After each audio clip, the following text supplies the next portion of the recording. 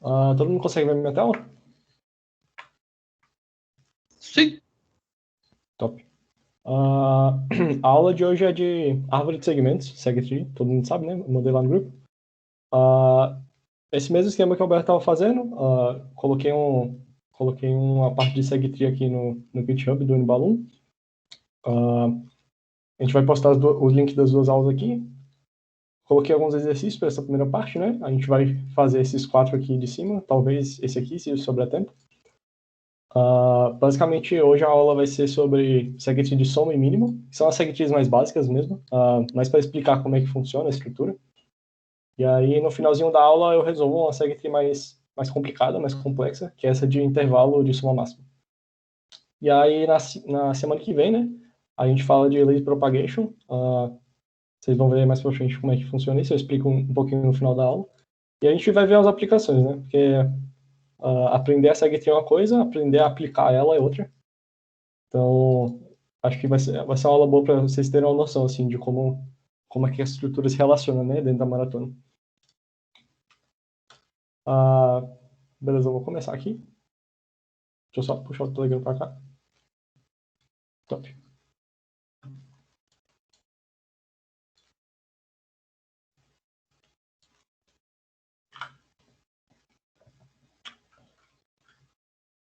Bom, hoje a gente, acabei de explicar isso, né, a gente vai falar de árvore de segmentos, a famosa SegTree. Acho que é a estrutura mais famosinha, assim, da maratona, tipo, das estruturas avançadas, né. A gente usa bastante em diversos problemas, sempre tá aparecendo SegTree em problema ou de maratona ou de contexto mesmo. E aí eu vou começar explicando o contexto, né? Onde eu consigo aplicar a SegTree. Vou explicar essas duas SegTrees de soma e máximo. Na verdade é mínimo aqui, eu vou mudar isso depois. Que são as SegTrees mais básicas mesmo, que é só a estrutura padrão mesmo da SegTree. A gente vai implementar e vai resolver algumas questões. E aí no final eu mostro essa SegTree mais roubada aqui, que é a de soma máxima no intervalo. Que é, pra vocês terem uma noção assim, de como é que a estrutura é dinâmica nesse sentido de ela poder se adaptar a vários problemas diferentes. Alberto, tá gravando a aula? Só acho que tá, né? Assim. Beleza. Bom, vou começar com um problema motivador. Acho que esse problema todo mundo conhece, que é o problema de soma no intervalo. Eu vou ter um vetor com alguns elementos, alguns valores inteiros, e eu vou querer saber a soma de um certo intervalo desse vetor. Então, um exemplo aqui, né? Eu quero saber a soma entre o intervalo 1 e 4. Então, eu vou lá nos índices do vetor, né? Do índice 1 até o índice 4, eu vou somar todos esses elementos aqui, né? Então, 1 mais 5 mais 8 mais 0 dá 14. Então, 14 é a resposta desse intervalo. E aí, para quem está fazendo PC, ou então já tem uma noção desse problema, vocês sabem que a gente resolve isso com soma de prefixos, calculando esse vetor de soma acumulada, né? Só resumindo aqui, né? Basicamente, o vetor de soma acumulada ele é uma soma de todos os elementos à esquerda até aquele valor. Então, por exemplo, aqui o 8, na verdade é 5 mais 1 mais 2, né? Que são todos os elementos para a esquerda. E aí, montando esse vetor, fica fácil de resolver essa query, né? Essa soma no intervalo, porque dados os intervalos R e L, eu só preciso fazer a prefixão de R menos a prefixão de L menos 1, né? Que seria basicamente considerando toda essa parte do R para a esquerda e desconsiderando toda essa parte do L menos 1 para a esquerda. E aí vocês podem ver que 16 menos 2 realmente dá 14, que é o resultado que a gente tinha feito aqui, né? E aí o legal é que essa query é em odd 1, que é muito bom, mas a gente tem um problema, né? Vamos pensar agora que eu quero adicionar outra operação nesse problema, que eu estou nesse problema do vetor. Eu quero alterar o índice i para x. Então, eu quero alterar esse elemento, né? Um exemplo aqui, né? O i igual a 2, o x igual a 20. Eu vou lá no elemento 2 desse vetor, e agora eu não quero mais que seja 5 aqui, eu quero que seja 20. E aí, bom, esse update é simples, né? Eu só vou lá no elemento e altero o valor. Mas para que eu consiga que esse vetor de soma acumulada continue funcionando, para que eu consiga continuar fazendo essas queries de soma, essas queries de soma no intervalo, eu preciso alterar todos os elementos que estão à frente desse valor que eu alterei, né? Porque todos eles dependem desse valor. Então, aqui era 16, não vai ser mais 16, né? Porque não é mais 8 aqui, agora é 20. 23, né? Porque eu somei com todos à esquerda. Então, repare que eu sempre tenho que, quando eu faço esse update, eu sempre tenho que alterar todos os valores para a direita. E aí, claro que isso é lento, né? Porque isso é uma operação com complexidade linear. Eu tenho que alterar todos os elementos para frente dele. Então, no pior dos casos, sei lá, se eu fico fazendo muitos updates no início. Eita, acho que travou aqui. Ok.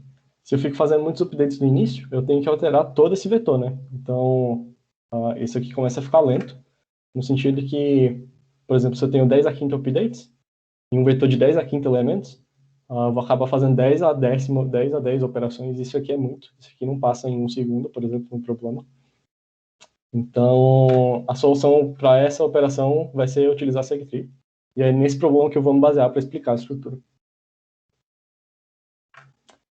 Bom, eu espero que tenha ficado claro o problema, né? A gente quer basicamente fazer queries e updates. E aí, com a segtree, a gente vai conseguir fazer esse update que antes era em tempo linear, né? Em complexidade linear. A gente vai conseguir fazer isso em log2 de n. E a query também. Vocês podem reparar que a query antes, ela era odd 1, né? Ela piorou um pouco agora com a estrutura da segtree. Mas vocês podem ver que a gente teve um ganho de complexidade no update. E isso aqui vale a pena, né? A gente utilizar essa estrutura para otimizar esse update. Mesmo que a gente perca um pouquinho de complexidade na query. Odd 1 para log n não é tanta diferença assim, não. Acho que alguém levantou a mão aí. Pode fazer a pergunta. É a Duda. Por que a segtree seria uma solução para esse problema quando a gente pode usar Delta Encoding? Tipo assim, por que é mais vantajoso usar segtree do que Delta Encoding? O Delta Encoding, ele vai basicamente acumular esses updates, né? Então, você só pode fazer uma query depois que você processar o update, certo? Então, por exemplo, sei lá, eu acumulei 5 updates. Aí, se eu quero fazer uma query, eu tenho que percorrer o vetor inteiro para atualizar essa estrutura, né? Se eu quiser, por exemplo, ficar intercalando entre update e query, Delta Encoding não funciona muito bem. Mas é uma boa pergunta. Eu tinha esquecido de analisar isso aqui no slide. Eu ia saber essa resposta se eu estivesse estudando direito para PC, mas muito obrigada, meu querido. Não, que é isso. Bom, aí continuando, beleza, a gente vai fazer esse update em login, a query em login. E aí, basicamente, o que a gente vai fazer nesse vetor é montar uma árvore em cima dele. Mas não esse tipo de árvore, mais ou menos uma coisa parecida com isso aí. E aí, com essa estrutura de árvore em cima desse vetor, a gente vai conseguir responder aquelas duas operações. E aí, beleza. Quais são as ideias principais, né? Resumindo aqui o problema. A gente quer realizar duas operações. A gente quer fazer uma query em um intervalo desse vetor. A gente quer fazer um update em um elemento desse vetor. E a gente quer que essas operações sejam boas, então a gente quer fazer isso em login. E aí, para quem já está um pouco mais avançado na maratona, quando você olha essa complexidade aqui, você já começa a pensar em algo como divisão e conquista. E é por esse caminho que a gente vai andar. Então, acho que divisão e conquista é uma coisa muito usual na maratona. A gente sempre, por exemplo, busca binária mesmo é um algoritmo que usa desse princípio, né, de divisão e conquista. Pode perceber que a complexidade também é igual, mas só dando um resuminho aqui, né? A divisão e conquista, basicamente, a gente vai querer dividir o problema em problemas menores, resolver esses problemas menores e juntar esses problemas menores em problemas maiores, para que a gente volte para o nosso problema inicial, né? Então, aqui, basicamente, só falando por cima do problema, a gente vai querer dividir o vetor que a gente tinha em dois vetores menores. E aí, à medida que você for dividindo em dois, uma hora você vai sobrar elementos únicos, né, nessa divisão. Então, você vai ter vários vetores de tamanho único, né? E aí vocês vão ver que resolver esse problema único é muito fácil. Então, sei lá, por exemplo, a segtree de soma, ela quer a soma no intervalo. Quanto é que é a soma de um só elemento? É o próprio elemento, né? Então, vocês vão ver que é bem trivial essa ideia de resolver o problema unitário. E aí a gente vai querer unir as respostas menores, né? Quando você consegue resolver o problema para vetores menores e consegue unir esses vetores menores em vetores maiores, você vai basicamente resolver o problema inicial que a gente tinha. E acho que essa ideia vai ficar mais clara mais para frente, só para dar uma visão assim do que vai acontecer. Mas e aí, como é que eu uso divisão e conquista para resolver essas duas operações, né? Acho que é o que eu vou tentar mostrar nesse início de aula mesmo. E aí eu vou explicar a segue tree de soma, como eu falei, que é a segue tree mais simples. Eu vou dividir em 3 partes. Basicamente, eu vou mostrar a estrutura dela. Então, como é que eu monto uma segue tree mesmo. Como é que é a estrutura dela, como é que ela fica em memória. Aí a partir dessa estrutura, né, eu vou mostrar como é que a gente faz o update e como é que a gente faz query. O update é um pouco mais simples, vocês vão ver que a query é um pouquinho mais complicada, mas acho que vai ficar tudo simples depois que eu explicar. Tá, bora lá. A estrutura da segue, como eu disse, vai ser uma árvore.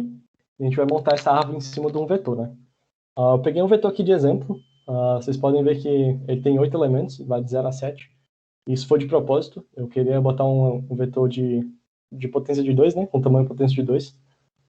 Mas para exemplificar mesmo, para deixar mais didático a explicação.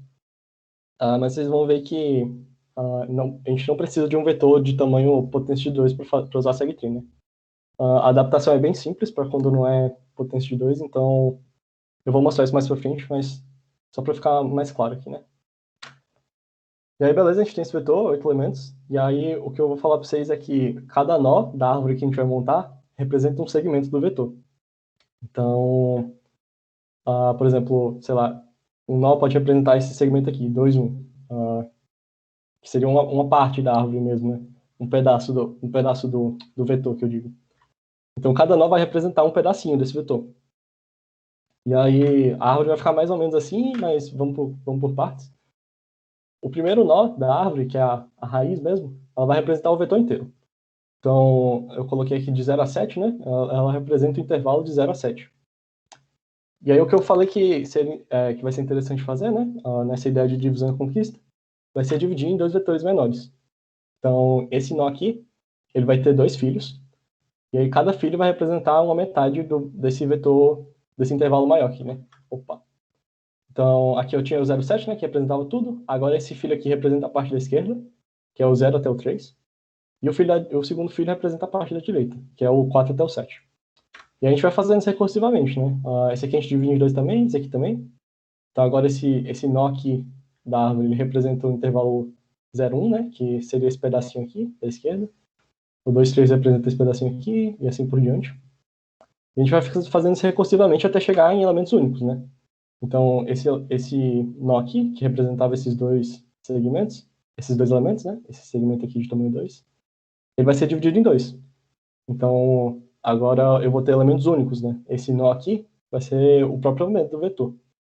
E aí, na estrutura mesmo, na implementação, vão ser nós mesmo. Então, esse nó aqui vai representar o segmento 0, 0, que é só um elemento mesmo. Mas eu vou deixar o vetor aqui embaixo para ficar mais visível mesmo o que eu estou fazendo. E aí, vocês podem ver que se eu esticar aqui os nós, dá para ver basicamente uma visualização do que é o nó mesmo, em relação ao segmento que ele representa. Então, aqui ele representa o segmento inteiro lá do vetor, né? Vocês podem ver que tanto o tamanho quanto a posição bate com o que ele representa no vetor. Mas essa estrutura é feia, então eu vou representar desse jeito assim mesmo. Espero que tenha ficado claro que cada nó representa um pedaço lá do vetor. Que a gente foi dividindo ao meio, né? Sempre. E aí, como é que um nó representa um segmento, né? Eu coloquei aqui qual segmento ele representa, mas não falei como ele representa ele. Então, a gente não vai armazenar todos os elementos desse segmento para representar ele. A gente vai armazenar só um valor. E aí, esse valor depende da segue-tree que está construindo, né? Como a gente está fazendo a segue-tree de soma, então vai ser interessante da gente colocar justamente a soma daquele segmento naquele nó, né? Para representar aquele segmento. E aí, começando por baixo, né? Para preencher essa árvore, qual é a soma do segmento 0, 0? É o próprio 2, né? Só tem um elemento. Essa é aquela ideia que eu falei que é bem trivial de responder, né? Como é que é a soma de um intervalo de um elemento só, né? Vai ser o próprio elemento. E aí a gente preenche isso para todos. Então a gente basicamente só copia mesmo o vetor para esses últimos nós. Essas folhas da árvore vão ser literalmente o vetor mesmo que a gente tinha antes. E aí agora a gente sobe recursivamente, né? Como é que é a soma do vetor 0, 1? Bom, eu tenho a resposta para o segmento 0, 0 e para o 1, 1. Eu só preciso somar elas, né? É basicamente essa ideia de somar as respostas. Então, basicamente, a resposta desse nó aqui é a soma das respostas dos filhos dele. Então, 2 mais 1, deu 3. E aí vocês podem ver que é simples responder para cada nó quando a gente tem a resposta dos nós de baixo, né? Então, basicamente, eu vou só ficar somando mesmo.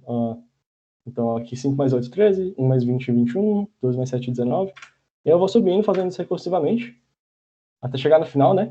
Esse último elemento representa o vetor inteiro. Então, essa é a soma do vetor inteiro mesmo. E essa é a segtree. Essa é a estrutura da segtree. Basicamente, eu tenho os nós que representam um pedaço do vetor lá embaixo, e eu tenho a soma desse intervalo lá embaixo.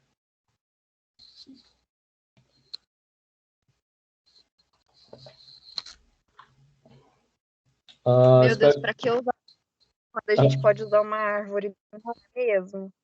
É o quê? Repete?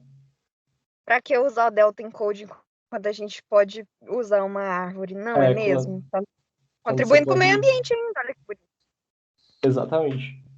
As árvores são roubadas na ciência da computação. Você sempre vai ver uma estrutura roubada em forma de árvore.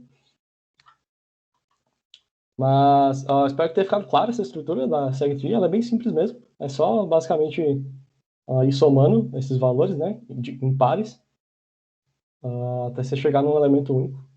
E é basicamente isso a estrutura. E aí agora uma ideia interessante que eu vou passar para vocês que vai explicar basicamente por que as operações nessa árvore são tão boas, é que a altura dela é log n. Então, vocês podem ver que aqui eu tinha 8 elementos, né? E basicamente eu estou dividindo por 2 a cada altura, né, que eu subo. Então, aqui eu tinha 8, agora eu vou ter 4 nós. E aí sobe mais uma altura, agora eu vou ter 2 nós. Sobe mais uma altura, eu só tenho um nó. Então, como eu estava dividindo em 2 antes, e cheguei no vetor, eu tenho que basicamente, para subir de volta, eu faço log n passos, né? Vocês podem comprovar isso, porque a resposta aqui é 8, né? O tamanho do vetor é 8. Log de 8 é 3, né? E aqui a altura tem 4, mas é tipo log mais 1, eu acho. A altura é certinha. Mas enfim, a altura é aproximadamente o log, sempre. E essa é uma propriedade que vai permitir que as operações sejam feitas de forma muito rápida aqui em cima dessa estrutura. Mas bora lá. A estrutura está pronta. Eu não mudo essa estrutura, né? Ela é fixa sempre. E aí eu basicamente vou mudar essas informações para fazer as operações de query update. Eu vou começar com o update, que é bem simples mesmo. Como é que faz o update nessa árvore. Então, eu tenho um exemplo aqui que é y igual a 3, x igual a 2. Então, eu quero mudar o elemento desse vetor de 8 para 2, né? Que é o elemento 3. Não vai ser mais 8 aqui, vai ser 2 agora. E aí, para eu continuar fazendo a query, eu tenho que manter essa estrutura, né? Eu tenho que manter ela funcionando daquela mesma forma, com aquelas mesmas propriedades, né? Que cada nó representa realmente a soma dos segmentos. E aí, eu não sei se vocês lembram, mas lá na soma de prefixos, eu tinha que mudar todos os elementos para a direita, né? E isso era complexidade linear, porque pode ter uma quantidade linear de elementos para a direita. Mas o que acontece? Lá na soma de prefixos, todos os elementos da direita dependiam desse valor que eu mudei. Aqui na árvore não, aqui na árvore é diferente. Quais elementos dependem desse elemento que eu acabei de alterar aqui, do elemento 3, né? Que o valor é 2. Todos os ancestrais dele, né? Então, por exemplo, esse nó aqui foi afetado por essa mudança. Então, eu tenho que atualizar ele. Então, basicamente, esse 13 está errado, né? 13 não representa mais 5 mais 2. 13 agora, eu vou mudar esse valor para 5 mais 2, que são a soma dos filhos dele. 7, né? E aí, repara que agora o ancestral dele também está errado. Basicamente, todos os ancestrais do 2 vão ser atualizados, né, nesse update. Então, não é mais 16 aqui, né? Agora vai ser a soma dos filhos dele de novo. Então, 3 mais 7, que dá 10. E agora esse aqui também tá errado, né? 40 mais 10 não dá 56, dá 50. E aí é isso. Esse é o update na SegTree. Eu basicamente altero o valor e vou subindo na árvore e alterando os valores que estão errados, né? Agora com essa atualização. E aí, por que a complexidade disso é bom, né? Antes eu fazia N passos, né? Linearmente para a direita, alterando os valores lá na soma de prefixos. E agora eu subo a árvore. E aí, como eu tinha falado, a altura da árvore é log N. Então, essa complexidade desse update é log N também.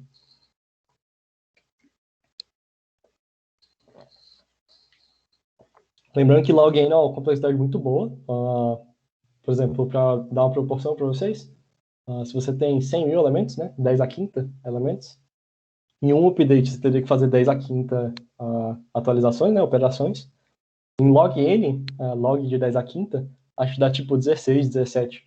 Então, tipo, você vai de 100 mil operações para 17. Então, isso é extremamente eficiente, né, fazer essa atualização em log N. Eu espero que tenha ficado claro o update. Quem tiver alguma dúvida aí pode perguntar. Deixa eu ver se tem alguém falando alguma coisa no chat. Não. Top. Agora a gente vai para... saindo desse update, né, a gente vai querer fazer a query. Como eu disse, são duas operações, né, que a gente quer fazer em cima desse vetor. E a query vai ser um pouquinho mais complicada. Eu desenhei bem aí para tentar explicar direitinho. Não vai ser tão simples quanto o update, mas eu espero que fique claro também. Tá, bora lá. Eu vou ter, como eu disse, né? Eu quero fazer eu quero perguntar qual é a soma em um intervalo desse vetor, né? Então, de exemplo aqui, eu botei o L e o R 2 e 4. Então, eu quero a soma desse intervalo aqui, né? 5 mais 2 mais 1. Tá? E aí,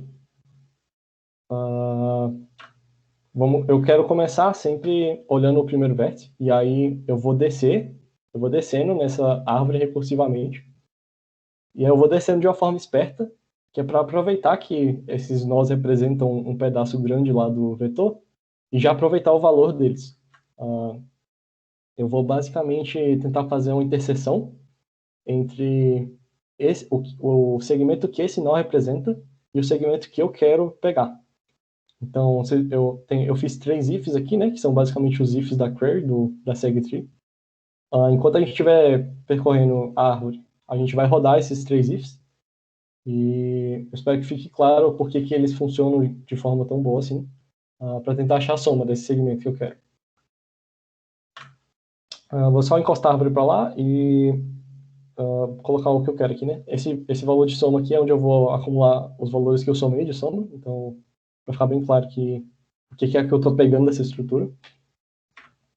E vou representar a árvore desse jeito agora, porque eu acho que fica mais fácil de visualizar a interseção que eu vou fazer com o segmento lá embaixo. E é basicamente isso. A gente vai começar recursivamente do primeiro nó. E aí, ó, qual é a interseção desse nó com o segmento que eu quero? Vocês podem ver que eu tentei desenhar aqui essa parte mais escura, seria realmente a interseção, né? Do segmento que eu quero, a soma, e do segmento que esse nó representa. E aí eu vou rodar esse algoritmozinho aqui, né? Ele não possui interseção? Não, ele possui interseção, né? Dá para ver aqui, pintado de escuro. O intervalo do nó está contido nesse intervalo?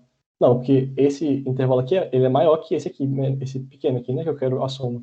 Ele não está totalmente dentro desse 2, 3, 4, né? Ele é maior, ele é 0,7. Então não é essa a segunda condição. Possui interseção? Sim. Dá para ver aqui, né? Que ele possui interseção. Então a gente chama recursivo para os dois filhos. A gente vai basicamente rodar esse algoritmo até a gente chegar na soma. Vocês vão ver porque que ele funciona daqui a pouco. Beleza. Eu vou chamar recursivo para os filhos, né? Então eu vou chamar para esse 10 aqui primeiro. Quando acabar eu chamo para o 40. E aí basicamente eu vou fazer a mesma coisa, né? Eu vou fazer a interseção desse segmento com o segmento que está lá embaixo. Então, qual é a interseção, né? Essa parte aqui da direita tem interseção, né? Que seria o 2 e o 3. É o mesmo caso, é o mesmo terceiro caso, né? Então eu chamo recursivo para os dois filhos dele também. Então eu vou chamar para o 3, depois eu chamo para o 7, quando acabar. E aí, beleza. Qual a interseção do 3, desse 0, 1 aqui, né? Com o segmento que eu quero a soma? Não tem interseção, né? É esse primeiro caso. Então a gente retorna zero, porque a gente não quer, a gente não quer nada desse intervalo aqui, né? Podem perceber que ele representa o 0, 1, né? A gente não quer nada do 0, 1, a gente quer o 2, 3 e 4. Então a gente não faz nada com esse vetor, a gente só retorna 0 e volta para o pai. E aí eu estava chamando recursivo, né? Faltou chamar para o filho do 7. Ó, para o filho dele, né? Que é o 7. E aí, qual a interseção do 7 com esse 2, 3, 4? Ele está contido, né? Nesse intervalo que eu quero pegar. Então, é o segundo caso, né? Ele está contido no intervalo de soma que eu quero pegar, que é o 2, 3 e 4. Ele é o 2 e o 3. Então, eu retorno o valor do nó. Você pode reparar que esse 7 vai representar a soma desses dois elementos aqui, que são realmente elementos que eu quero pegar, né? Então, eu somo 7 na resposta. Eu vou deixar azul claro para vocês visualizarem que eu peguei esse nó mesmo. E aí eu volto recursivo, né? Volto para o 10. Acabou os filhos dele, então eu volto para o 50. E aí agora eu desço para o 40, né? Porque eu tenho que olhar os dois filhos dele. E aí, beleza. Qual a interseção do 40 com o segmento que eu quero pegar? Esse pequenininho aqui, então é o terceiro caso, né? Eu vou chamar recursivo para os dois filhos dele. Acho que aqui no 21 também vai ficar a mesma coisa. Vai ter uma interseção pequena aqui e vai ter uma parte que eu não quero. Então eu chamo recursivo também. E agora aqui no 1, esse 1 ele está contido no segmento que eu quero pegar, né? Então eu retorno o valor dele, que é 1. Vocês podem ver que a gente já achou a soma do intervalo, que seria a soma do 2, 3 e o 4, né? Dá 8. Mas a gente continua recursivamente, porque o algoritmo não sabe, né, que acabou. A gente continua recursivamente daquela mesma forma que seguindo essas três operações, né? E aí eu volto recursivamente para o 21, olho para o 20, não tem interseção, então eu subo de volta, vai olhando os filhos que não tem interseção, né? Aqui não tem interseção, então eu paro já, subo, e aí acabou a operação de query. Basicamente eu consegui a resposta, né? E aí, qual é a intuição, assim, basicamente, do porquê que esses três ifs funcionam? Olha, por exemplo, deixa eu pegar um exemplo aqui. Eu estou olhando para um segmento e eu estou vendo qual é a parte dele que me interessa. Então, que seria basicamente a interseção com esse aqui de baixo que eu quero pegar. Então, essa parte aqui me interessa. Mas tem uma parte que não me interessa.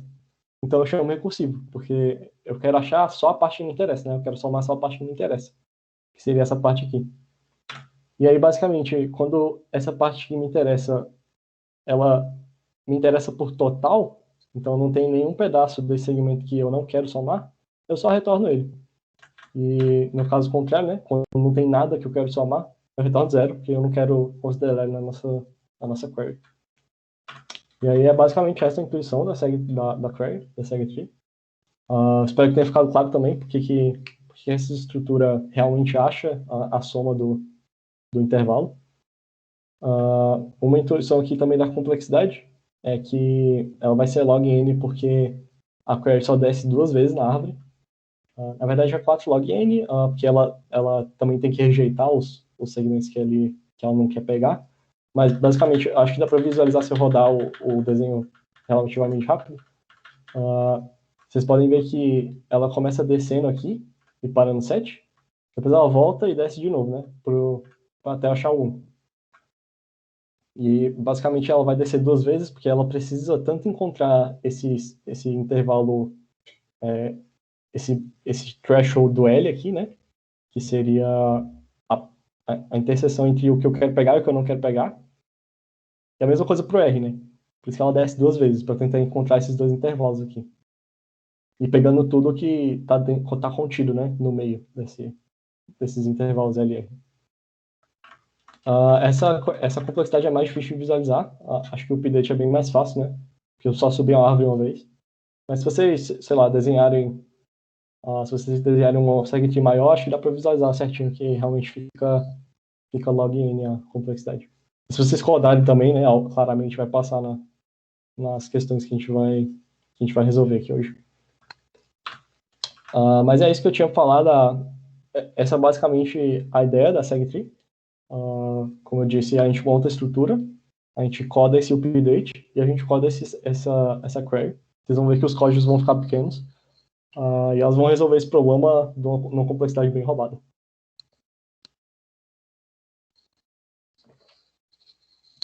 Aí se alguém tiver alguma dúvida aí, sei lá, pode perguntar agora no chat, que depois disso a gente vai partir para a implementação da SegTree mesmo.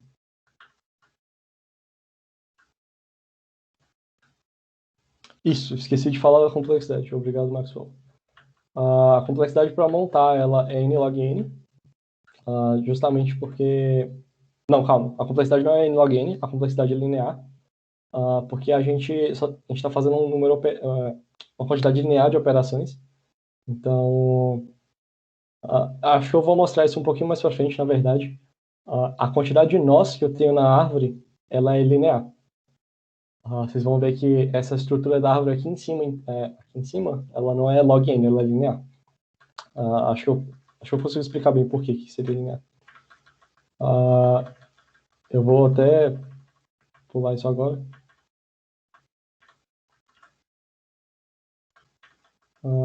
Aqui. Quantos nós eu preciso alocar, né?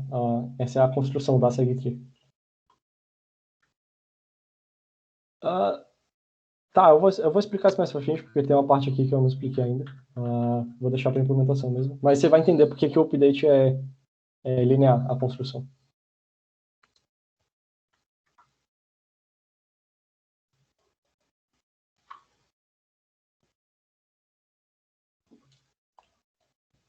Tá, e se alguém não tiver nenhuma dúvida a mais, pode ir colocando aí enquanto eu falo. Mas a gente vai resolver esse problema aqui do Codeforces Educational, que eu deixei aqui acho que é o primeiro aqui lá no GitHub. Deixa eu aumentar aqui. Basicamente, você tem que construir uma SegTree de soma, essa é a questão. Mas a questão de implementação mesmo, você testar a estrutura que você está fazendo, para você ver se ela realmente está funcionando antes de aplicar na questão de verdade, né? Porque, normalmente, as questões de SegTree, elas têm uma intuição, além da SegTree mesmo. Então, se você tiver em dúvida entre a intuição e se a estrutura está certa, você não vai conseguir achar algum provável erro que você esteja fazendo, né? Mas, basicamente, a gente vai construir uma SegTree de soma. Ele vai dar dois inteiros aqui pra gente, n e m. E n vai ser o tamanho do vetor, né? Que a gente quer fazer as operações em cima. E m vai ser a quantidade de operações. E aí a gente tem operações de dois tipos, né? O tipo 1, ela vai fazer um update no vetor, né? Então a gente vai alterar o elemento de índice i para v. E o segundo tipo de query é o tipo 2, que é LR. A gente vai calcular a soma dos índices de L até R-1. Ele bota esse R-1 aqui, mas é porque a implementação dele é diferente. Mas basicamente, né, ele quer a soma no intervalo mesmo.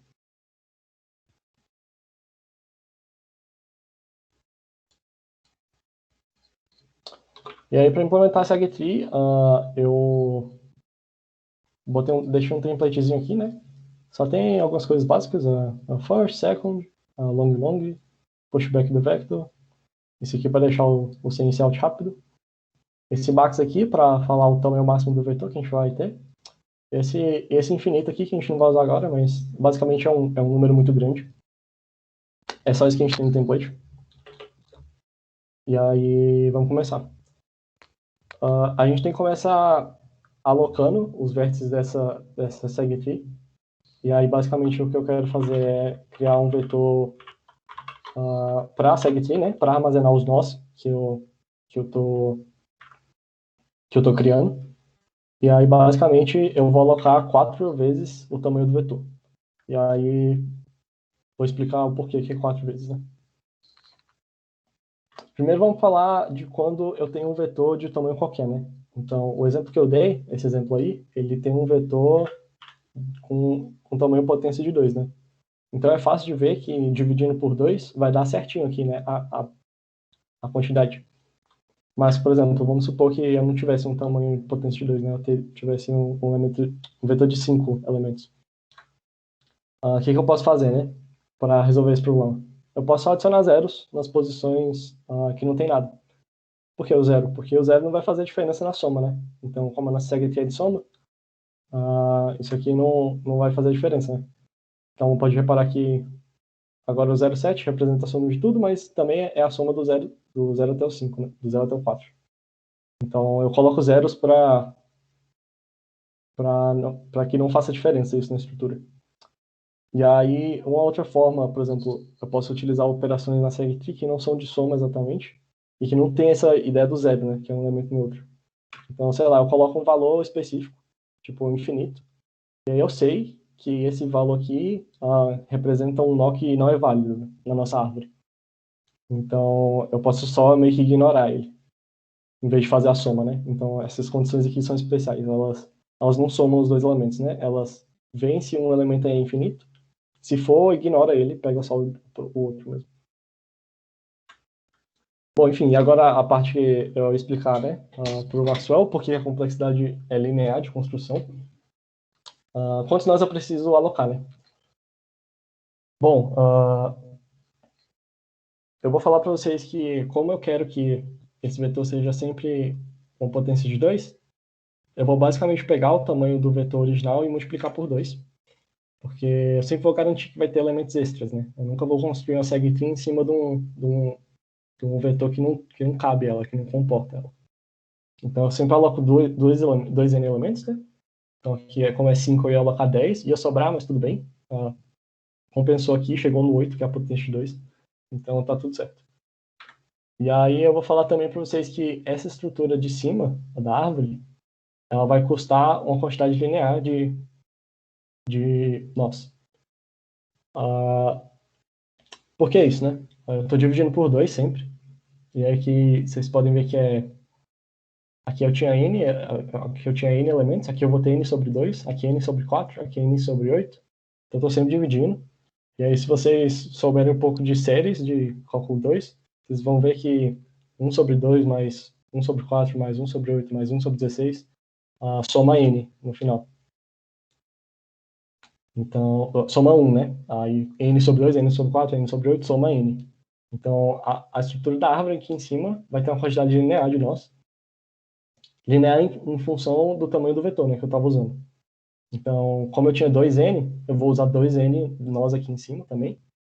E aí, quando você soma 2N mais 2N, a gente aloca 4N nós, que é basicamente a quantidade extra, né? Assim, que a gente vai conseguir para alocar a árvore inteira sempre. Cálculo 2 é top, a gente usa às vezes. Acho que dá para só ter uma intuição também, sei lá, você soma aqui 1, 2, 3, 4, 5, 6, 7. E 7 é tipo quase 8, né? Então é basicamente a quantidade de elementos do vetor mesmo. Acho que é n-1 para ser específico, né? Que aqui deu 7, a gente tinha 8 elementos no vetor. Mas e aí por que a complexidade de construir a árvore linear, né? Eu tenho uma quantidade linear de nós, então com certeza construir ela vai ser uma operação linear também. Então a construção é linear, os dois updates são, o update e a query, né, as duas operações são em tempo logaritmo. Então, voltando aqui, né, para a SegTree, eu vou querer realmente armazenar, eu vou querer alocar pelo menos 4 vezes, 4 vezes o número máximo de elementos do vetor, né? E aqui eu também construo um vetor para armazenar esse nosso vetor inicial aqui. Beleza. E agora eu vou querer construir 3 funções. Uma vai ser de construção, então eu vou construir a árvore aqui. A outra vai ser de update. Então, ela não retorna nada, né? Ela só atualiza o valor. E outra vai ser de query. Então, eu vou retornar o valor da soma, né? Então, ela retorna um long.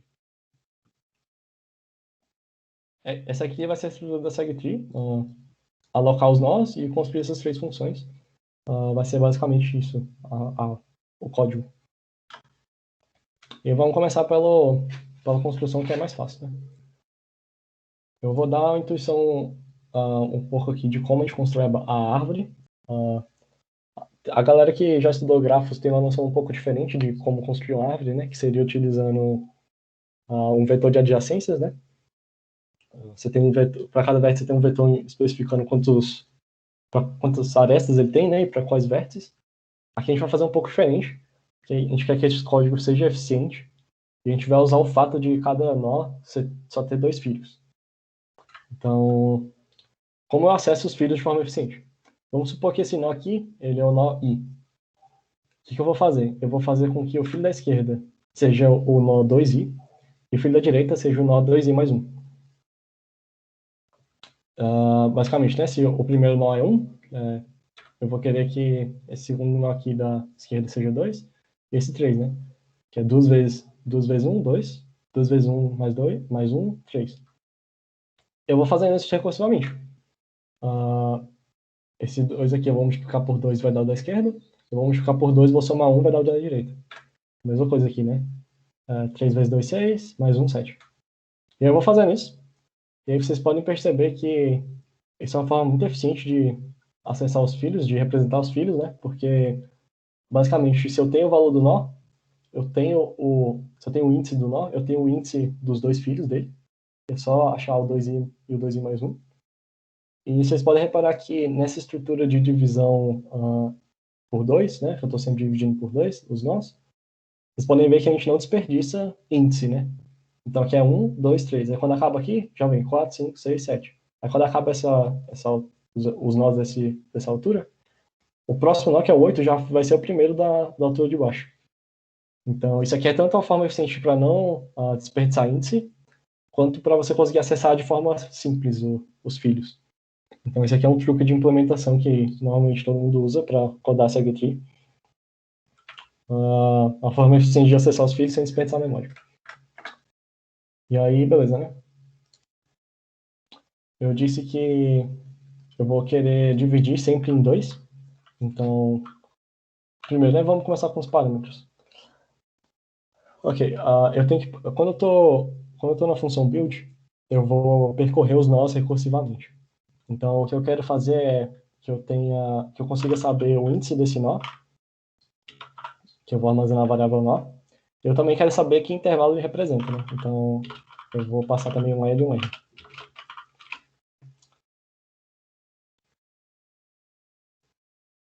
Beleza. E aí, basicamente, eu vou querer chamar recursivamente dividindo esse nó em 2, né? Então, eu vou fazer um mid aqui que ele é o L mais R sobre 2, para eu saber exatamente a metade desse vetor. E eu vou chamar a função recursivamente, né? Eu quero chamar ela para o R, para o L até o mid. Então, para a primeira metade da esquerda desse vetor, né?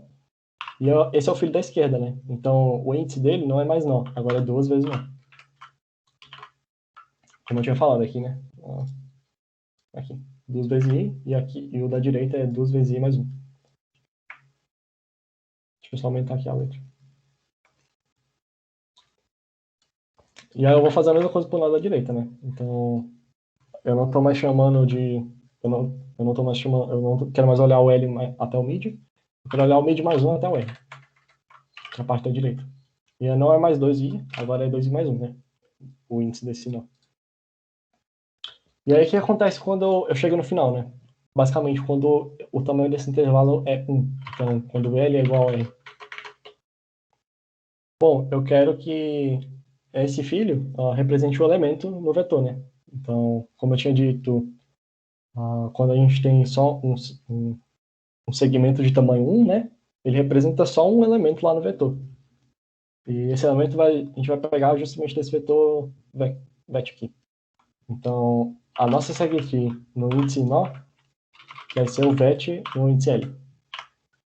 Aqui pode ser L ou R, porque é igual, né? Mas basicamente o índice daquele que é representado por esse segmento. E aí a gente retorna. Porque a gente não quer fazer mais nada. Deixa eu só voltar aqui para a parte de update, ou para a parte de construção, que eu acho que fica mais fácil de visualizar. Beleza, aqui, basicamente essa parte aqui que a gente fez agora, né? A gente atribuiu esses últimos nós a realmente os elementos do vetor. E agora o que eu quero fazer, basicamente, é reconstruir a árvore, né, inteira, recursivamente. Então, para cada nó, eu quero que ele seja a soma dos dois filhos. Então, é isso que eu vou fazer. Eu quero que a árvore no índice nó seja igual à soma dos dois filhos. O filho da esquerda é o nó vezes 2, né? E o filho da direita é 2 vezes o nó mais 1. E é isso. Essa é a função de construir a SegTree. A gente vai fazer isso recursivamente, né? Então, basicamente, ele vai descendo, aí quando ele chega nesse nó aqui, ele constrói esse aqui também, quando chega nesse, ele soma esses dois. É isso que essa função recursiva faz. E aí, beleza, né? Essa estrutura está pronta. Agora a gente vai codar o update, que vai ser também bem parecido com esse código do build. Vocês vão ver que, claro, é parecido porque a recursão é muito parecida, né? Então, a gente também vai entrar dentro da árvore. Aqui a gente entra para todos os nós. Aqui a gente vai especificar um pouco melhor, porque eu só quero descer uma vez. Então, o que eu faço aqui é basicamente o update. Ele vai me dar duas informações, né? O índice que eu quero alterar, que é o índice do elemento, né? Mesmo. E um valor x, que é o valor para o qual eu quero alterar, né? Então, seriam esses dois valores aqui, né? O i, que eu estou chamando de id, e o x, que é o 2. E eu quero alterar esse elemento para 2, né? O índice 3 para 2. Então, o que eu vou fazer? Eu vou fazer aquela mesma estrutura recursiva que eu tinha feito antes. Claro, primeiro eu preciso passar os parâmetros, né? Eu também vou passar esses mesmos parâmetros aqui que eu tinha passado na função build, porque basicamente eu também preciso representar o nó que eu estou olhando, né? Então eu preciso saber qual segmento ele está representando e qual o índice desse nó. Então eu vou fazer essa mesma ideia recursiva aqui, só que é um pouco diferente, porque como eu disse, eu só quero descer uma vez na árvore, né? Eu só quero acessar aquele elemento que eu quero alterar mesmo. Então o que eu vou fazer é basicamente, se o ID for menor ou igual ao mid, eu vou chamar recursivo update para a esquerda. Então, esse aqui vai chamar para o filho da esquerda, né? E aí, claro, o ID que eu quero olhar nunca muda, porque é da query, e o X também. E o que muda aqui? O intervalo do nó, né? Para o qual eu vou entrar. Então, não é do L até o R, é do L até o mid agora. E esse nó é a mesma coisa, né? É um nó duas vezes o N. É bem parecido mesmo com a estrutura recursiva que a gente fez lá no build. E aí, caso contrário, né? Eu vou atualizar o nó da direita. Então, mesma coisa, esse aqui não muda. O que muda vai ser o intervalo, que eu ainda tinha comentado lá na função build. E aí, beleza, qual é o caso base? O que acontece quando L é igual a R? Bom, eu cheguei no elemento, né? Eu cheguei no elemento que eu quero alterar. Então, basicamente, eu altero ele. Então, agora lá na árvore, no índice de nó, eu vou querer que seja x. Eu não vou querer que seja o valor antigo. E eu retorno também, né? Eu não quero entrar recursivamente em nada mais. E o que acontece depois que eu altero o elemento? Eu vou querer atualizar todos os ancestrais dele, né? Então, como eu disse, eu quero que esse ancestral agora seja a soma dos dois filhos atualizados dele. Então, eu vou só, basicamente, realmente fazer o que eu tinha feito lá no build, que é somar os dois filhos. E esse é o update. Dá para ver que as funções são bem simples. A ideia é complicada, né? Porque visualizar a recursão não é muito fácil.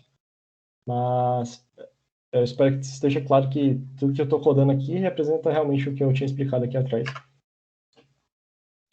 E agora vem a função query, que é um pouquinho mais chatinha, mas basicamente a gente vai continuar fazendo aqueles três casos, né, que eu citei. Então, eu vou comentar aqui para ficar mais organizado.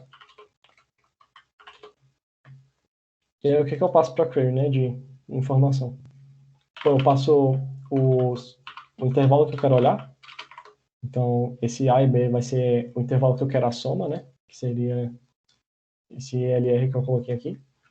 Eu não vou botar LR porque eu já estou chamando esse Lzinho, Rzinho aqui para representar o nó, então ia ficar meio confuso. Então imagina que o segmento agora é A e B.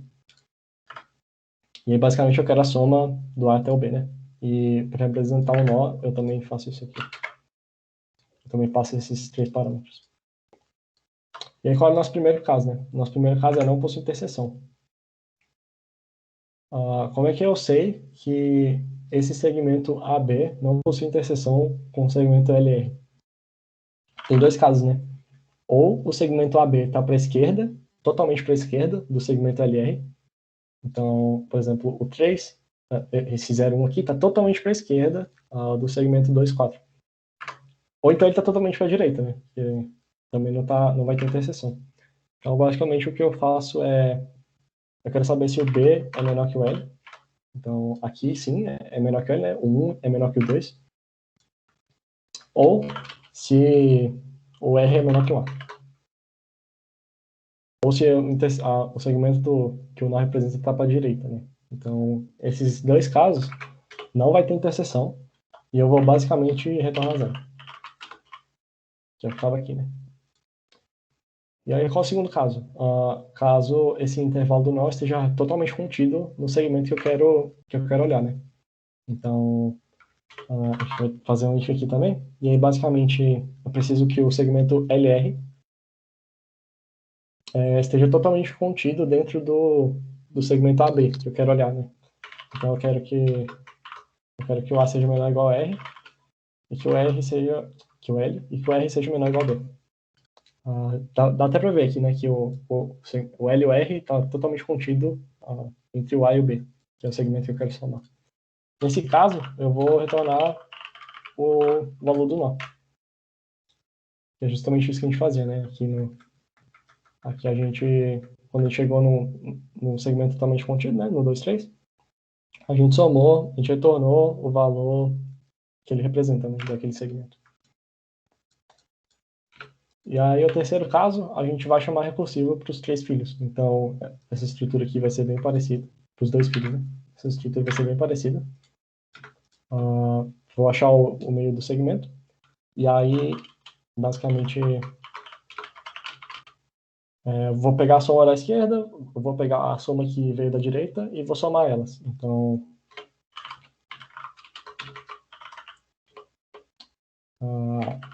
vou somar elas e vou retornar, né? Que é o valor que eu retorno. Vou somar o left primeiro.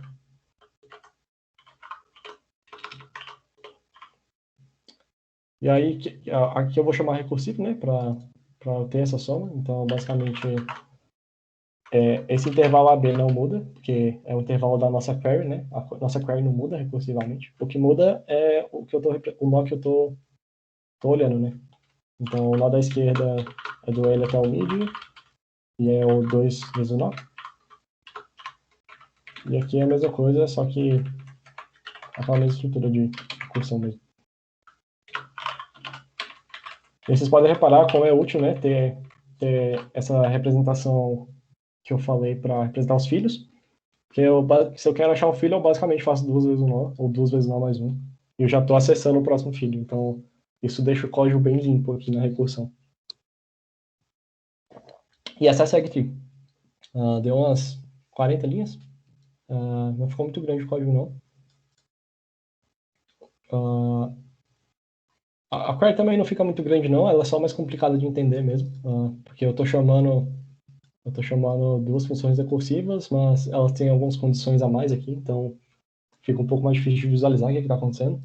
Mas é basicamente esse processo aqui que a gente fez, né? De percorrer a árvore e tentar achar os segmentos que estão tendo interseção. É isso, eu vou só compilar aqui para ver se eu não errei nada.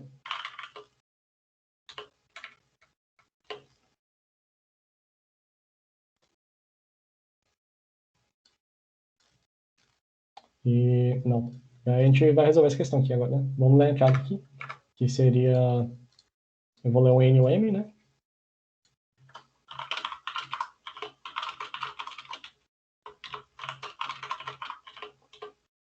Bom, e aí o N é o tamanho do vetor, né? Então, na verdade...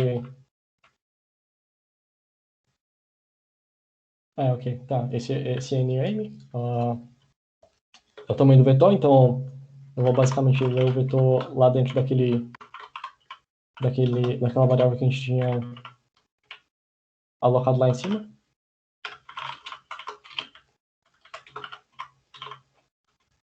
Que é esse vet aqui, né?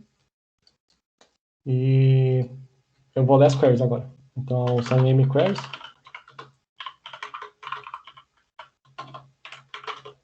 Cada query tem tem um tipo, né? Então, primeiro eu vou ler esse tipo. Deixa eu só alocar as variáveis aqui logo. A gente vai ler o tipo primeiro e, dependendo do tipo, a gente vai fazer as duas operações, né? Se o tipo for 1, eu vou querer fazer o update. Se o tipo for 2, eu vou fazer o query. E aí, o que é o update, né? É só chamar a função update. A gente vai colocar esses parâmetros aqui que seria do primeiro nó. Então, a gente precisa ler aqui também primeiro. Ele dá dois valores, que é o ID que eu quero mudar e o valor. Aqui também ele dá o L e o R. E aí, como eu falei, a gente precisa representar o primeiro nó, né? Porque a gente quer começar sempre da raiz. Então, a gente passa o ID, passa o valor que a gente quer mudar.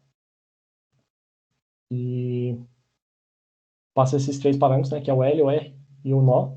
Então, o nosso primeiro L, o L, né? Representa 0, que é o início do vetor. E o outro representa -1, que é o final do vetor. E o nosso primeiro nó é o nó 1. Como eu tinha falado lá em cima, né? Começa do 1, aí os filhos são o 2 e o 3, e vai assim recursivamente. Tem como tirar esses parâmetros aqui. Vou tentar fazer mais para frente para ficar mais legível o código. Mas isso aí deve funcionar. E aí deixa eu só olhar uma coisa aqui, porque isso aqui não pode ser inteiro, né? Isso aqui tem que ser long, não é a nossa questão. Porque a gente tem elementos até 10 a 9, e aí quando você soma, se você somar muitos elementos, né? Você pode somar 10 a 15 elementos, então você vai dar 10 a 14, que não passa que dá overflow. Então a gente usa o long. E aqui, o que ele quer que a gente responda é para cada query do tipo 2, der a resposta, né, da soma daquele intervalo. Então a gente vai basicamente mostrar o que a query retorna. E aí na query a gente precisa passar o L e o R, que são os nossos, que são o intervalo que a gente quer olhar, e esses mesmos parâmetros aqui, que é o início do vetor. Essa segue aqui. Vamos compilar aqui para ver se... aqui ID, acho que é isso.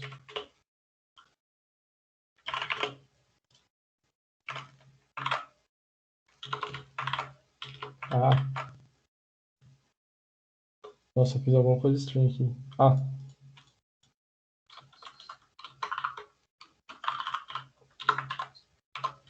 Acho que tem algum bug aqui também ainda. Deixa eu ver. Deixa eu ver o que eu fiz de errado aqui. Talvez alguma coisa com os índices. Deixa eu ver direitinho. Opa, alguém já me deu uma dica aqui. 48.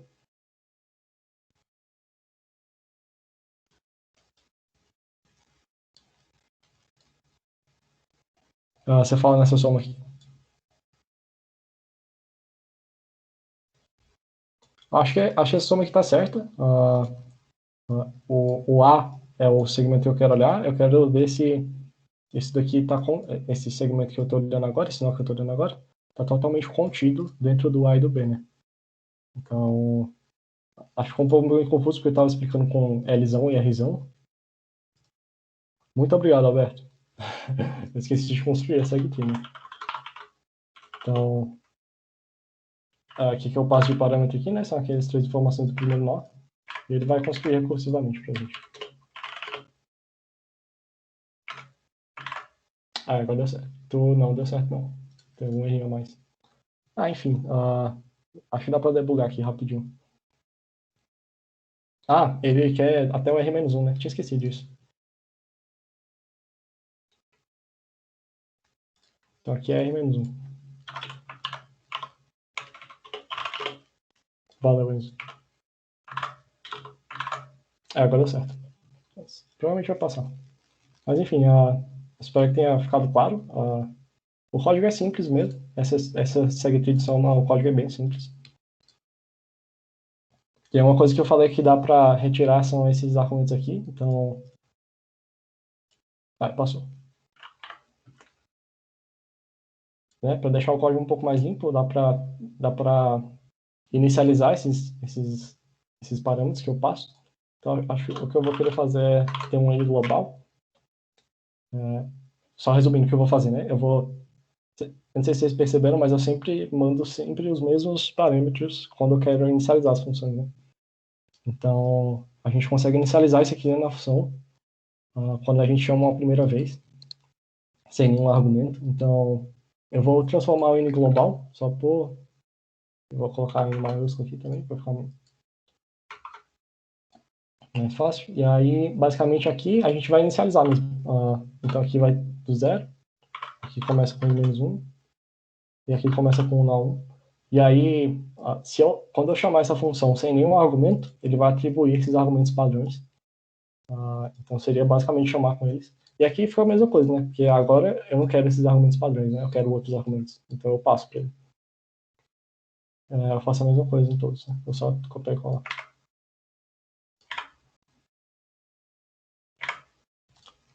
E aí eu não tenho mais necessidade de passar esses parâmetros. Fica um pouco mais limpo. Agora dá para ver realmente, ó, a gente está atualizando o IDI, o índice ID para ver. Tá querendo a query de LTR. Menos 1. Aqui. Calma, que linha é essa? 67.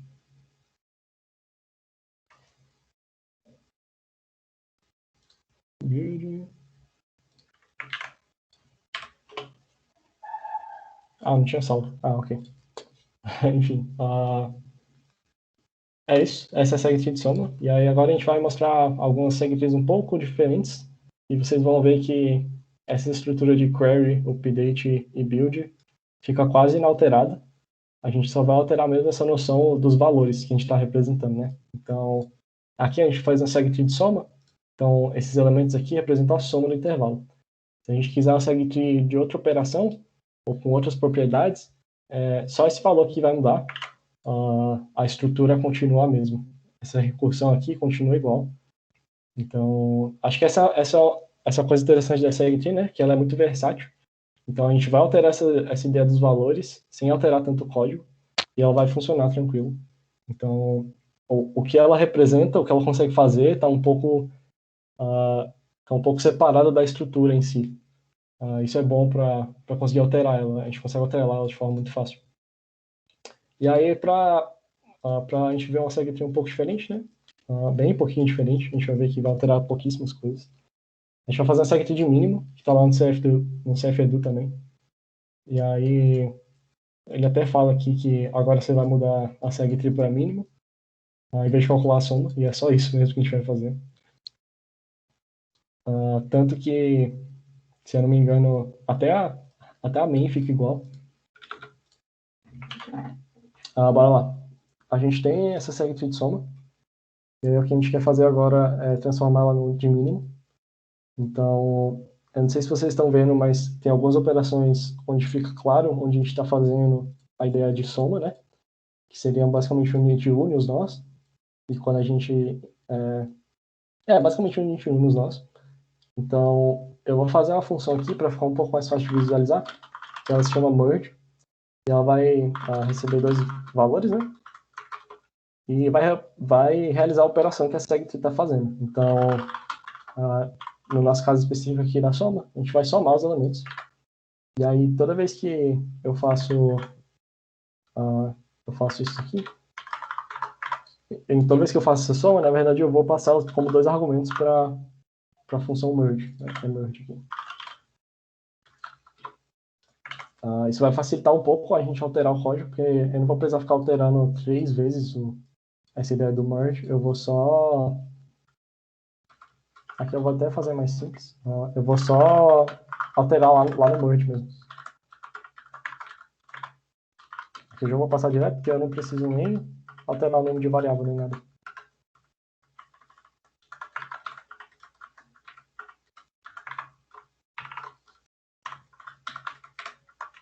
Ficou um pouco feio, mas acho que fica melhor. Fica até melhor o código. Ficou bem pequeno o código, né? Cada caso é uma linhazinha pequena. Então, aqui eu tô basicamente passando os 2 filhos para o merge, e aí retorna isso, né? Então, agora esse merge aqui tá bem modularizado, dá para ver isso, né? E aí o que a gente vai querer fazer é basicamente tirar esse máximo, essa soma aqui, né? E fazer um mínimo. E aí isso aqui vai mudar toda a informação que a gente está representando na árvore, né? Porque se você muda essa forma de unir as respostas, você está mudando toda a estrutura, né? E aí perceba que a gente está fazendo o mínimo, então eu tinha falado aquela ideia de ser muito trivial responder a query para um único elemento. E vocês podem ver que até na SegIt de mínimo, responder para um elemento é fácil, né? Tipo, qual é o mínimo do intervalo 0, 0? É o próprio elemento, né? Só tem um elemento, então o mínimo é 2 mesmo. E aí, se fosse alterar aqui, né? O mínimo que seria 1, que seria o mínimo entre 2 e 1. Mas enfim, não fiz desenho para essa SegIt, não. Acho que fica fácil de visualizar isso aqui também. E aí tem uma outra coisa que a gente precisa fazer, que é, nesse primeiro caso da query, eu estava retornando 0, né? Para representar que esse elemento não é válido, né? Eu não quero nenhuma informação desse nó. Mas 0 não é um elemento que não representa informação nenhuma na função de mínimo, né? Porque existem valores menores que 0. Por exemplo, eu posso ter um valor negativo. E aí, se eu estou retornando 0, esse 0 vai atrapalhar nosso algoritmo. Então, o que a gente faz é a gente retorna um valor bem pequeno. Bem pequeno no sentido negativo, né? Esse linf é um constante aqui que eu defini. Isso aqui é um número bem grande, perto do limite do long long. Então, esse valor negativo nunca vai ter nenhuma, como pode dizer, nunca vai influenciar, né, na nossa SegTree. Então, acho que até aqui dá para visualizar melhor. Aqui eu estava botando 0, né? Aí 0 realmente não influencia em nada. Se eu colocasse 0 aqui e aqui fosse negativo, eu ia perder essa informação, né? Ele ia pegar o 0. Então, se eu coloco menos infinito, ele não vai pegar esse menos infinito, né? Ele vai pegar 1 sempre. Acho que são só essas as notificações. Você muda o merge e muda esse retorno aqui, essa ideia do retorno. Não precisa nem mudar a ideia do retorno se você usar essa ideia aqui de ter uma condição especial, mas eu quis deixar o código simples. Eita, eu acho que tem muita gente falando, eu não estou nem olhando o que é. Calma. Ok, várias dúvidas. Não tem que ser LLF enfim positivo? Muito obrigado, eu estou lembrando aqui, né? Estou falando como se fosse o máximo. É o mínimo, né? É basicamente isso a operação, né? Então, só ajeitando o que eu estava falando, ele nunca vai pegar um valor grande, né? Que é o mínimo. Ele sempre vai pegar os valores da SegTree mesmo.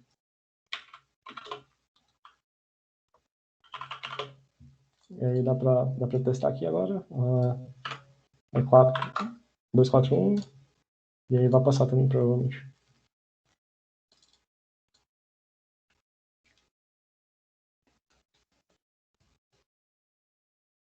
Passou. Espero que tenha ficado claro essa ideia da alteração, né, da SegTree. Dá para ver que é bem simples mesmo, essa estrutura fica quase intacta. E agora a gente vai resolver o terceiro problema lá do CFEDU, que é a quantidade de mínimos no segmento. Então, basicamente, não vou ler aqui não, vou só explicar mesmo. Basicamente, o que eu quero fazer agora é, em vez de achar o mínimo do intervalo, eu quero achar tanto o mínimo quanto a quantidade de mínimos daquele intervalo.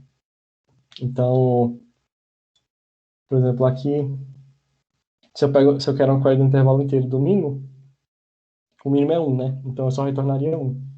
Agora eu quero retornar 1 e a quantidade de 1s que tem no intervalo. Então, eu quero essas duas informações, não só uma a mais. E aí, como é que a gente vai fazer isso, né? Deixa eu só mover aqui. Como é que a gente vai fazer isso? Eu vou ter mais uma informação apenas no nosso ações. Então, eu vou querer que, em vez de ser um elemento único aqui, eu vou querer duas informações, vou querer um parzinho, né? E aí, o que vai ser esse par? Esse par vai ser basicamente um par com o mínimo e com a quantidade de vezes que aquele mínimo aparece naquele segmento, né?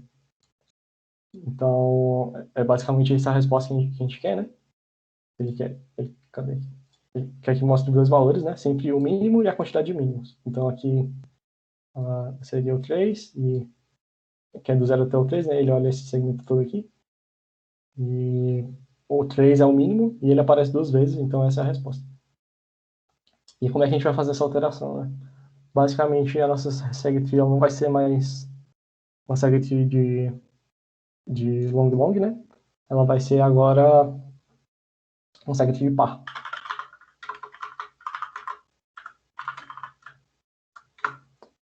E aí eu vou fazer um define aqui, só para não ficar muito feio. Eu vou fazer um define de chamar de PLL, o par de long. Só vou ficar mais simples o código. E aí, beleza, a gente tem agora esse par aqui, e agora o nosso merge não vai mais retornar inteiros, ele vai retornar esses pares. E aí, como é que vai ficar nessa função merge, né? Vamos só comentar aqui que esse par, ele é o valor mínimo do intervalo e a quantidade de vezes que ele aparece.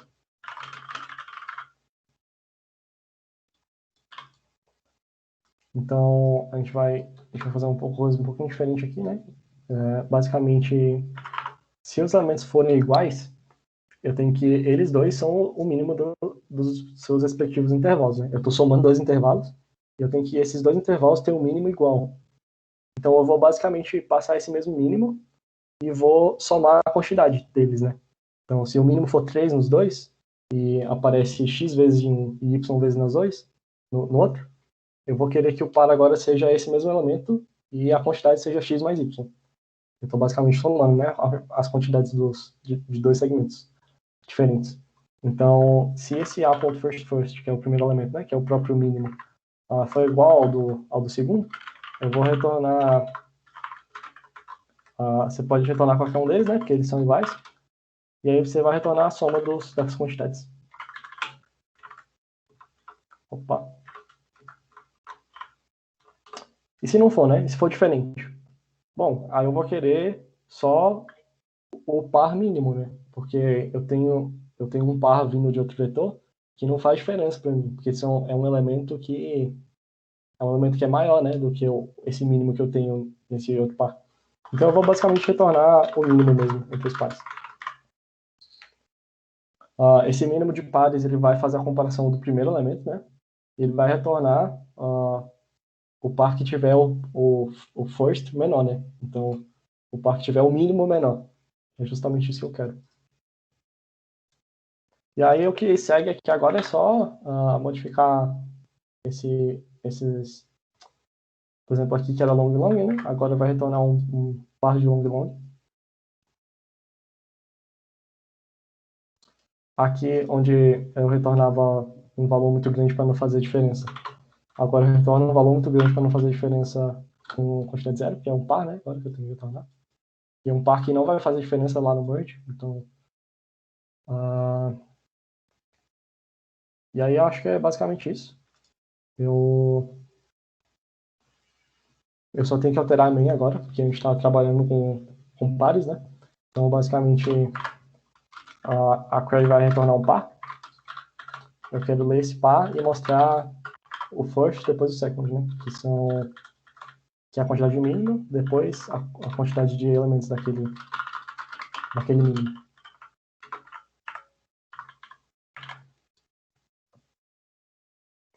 E aí o update sim, tem update também, né? Claro. Quando eu vou atribuir esse nó, eu não quero que ele atribua x, né? Porque agora eu quero que atribua um par, né? Essa segtree de pares.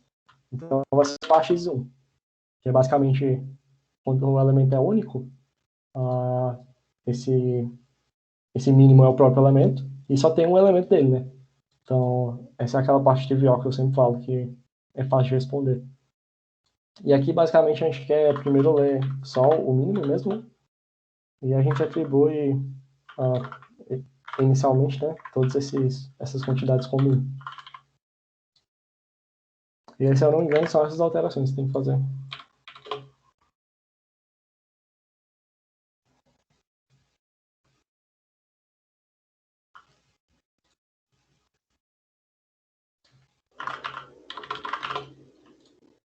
Só testar aqui rapidinho. Eu acho que vale a pena falar das duas questões que eu tinha para falar.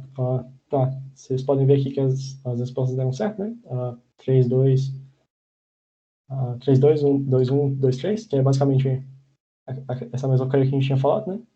Do 0 até o 3, esse segmento aqui, o mínimo dele é 3 e a quantidade de mínimos é 2, só tem 2, 3, né? Aí ele faz um subtext aqui, vai fazendo, vou só mandar e a gente parte para a próxima questão. Alguém tem alguma dúvida? Pode perguntar aí sobre essas 3 questões. Porque essas questões são de implementação, então é só o código cru mesmo. Tem algumas alterações mínimas, mas são segtrees clássicas mesmo, né? O que eu vou querer mostrar agora para frente são segtrees que são muito diferentes.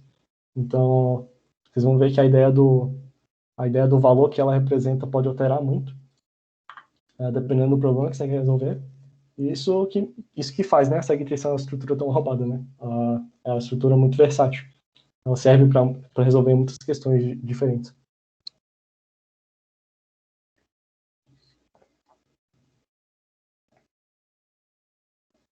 Eu vou só mostrar as questões mesmo, e eu não vou codar não, porque codar demora. Acho que codar é mais para mostrar a estrutura mesmo, clássica, que é bom entender o que está acontecendo. Até mais porque as questões que eu vou mostrar vão ser basicamente essas mesmas funções. A gente vai só alterar esse merge mesmo, então eu vou só mostrar a ideia do merge. Eu espero que a ideia da estrutura tenha ficado clara, porque a gente vai abstrair bastante ela.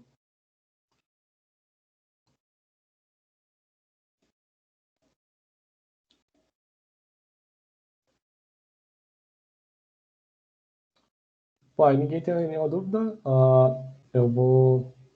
Eu tinha alguma coisa para explicar aqui? Não, tinha. É só da próxima questão. A gente vai resolver essa questão de segtree de strings. É lá div 3D.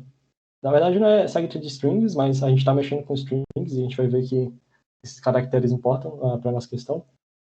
Ela div 3D. Tem algumas formas de resolver ela. Tem como resolver ela com set.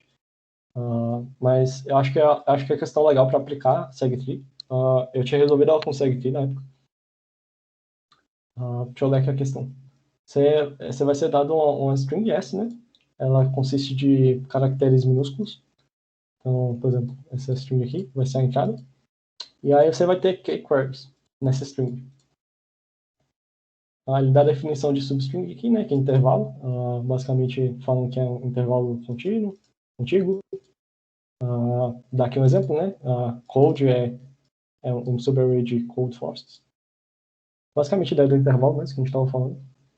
E aí as duas operações, né? A primeira operação do tipo 1, ela vai te dar 2 argumentos, um pos e um c. E aí você vai ter que atualizar, né, aquele caractere que antes era qualquer outro valor, e agora você vai colocar o caractere c lá.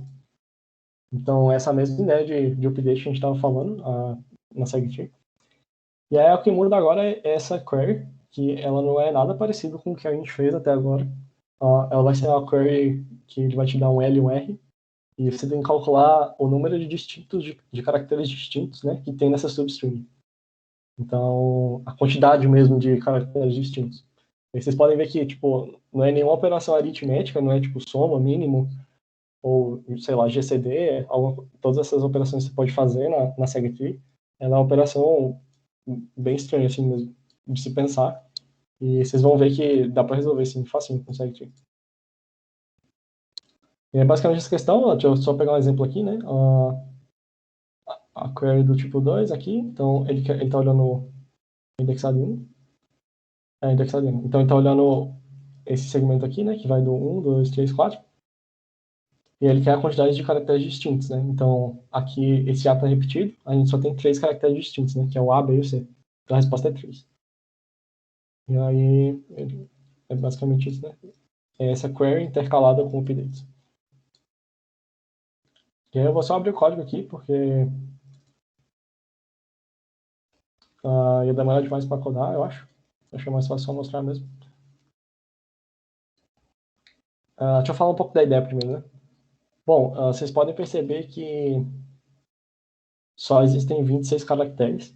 Isso é uma informação relevante. Normalmente sempre é relevante em problema de string, mas para o nosso caso é bem relevante, porque esse valor, essa resposta vai ser no máximo 26, né? Eu acho que são 26 caracteres, estou chutando, eu acho que são 26 certinho.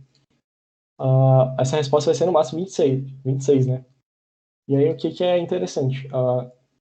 Pensando na ideia de unir nós, o que é uma informação boa para representar um segmento, né, dessa string? Não são justamente os caracteres que ela possui, então, os caracteres únicos, né, que ela possui.